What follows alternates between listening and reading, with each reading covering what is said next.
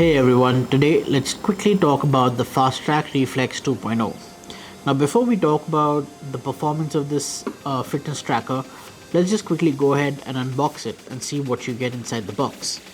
So once you take the top off, the tracker is actually easily accessible right here, but we're going to pull that out last.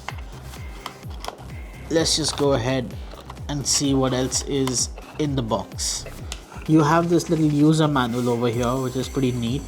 I'm just gonna leave that in there for now.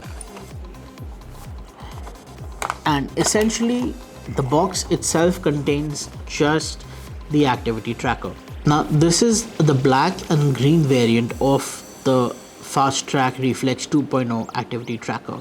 It's essentially built for those who are just trying to get their fitness game on, and is designed to help you improve your sedentary lifestyle and get more activity into your lives.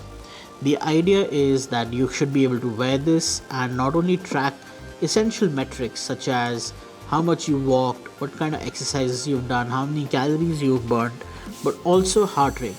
Now, the really cool thing about this activity tracker is that it also has a Sentry Reminder, which basically means that if you've been sitting in one position for too long, it will tell you to get up and move. So it's quite interesting, and in terms of its construction, this is all silicone, and you have this nice little Fastrack label, branded label over here.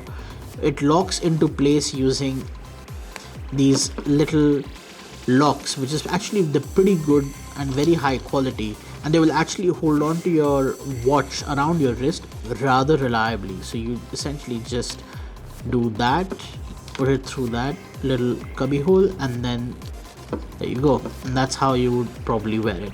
There is no heart rate tracker on this thing, obviously, but that's something you can expect given what this device is supposed to do. So overall, the Fastrack Reflex 2.0 is a very no fuss device, because inside the box all you get is the activity tracker itself, a little the band into which the tracker actually slips, and we're going to take a look at how to set it up and what to do and how you can use this in a separate video.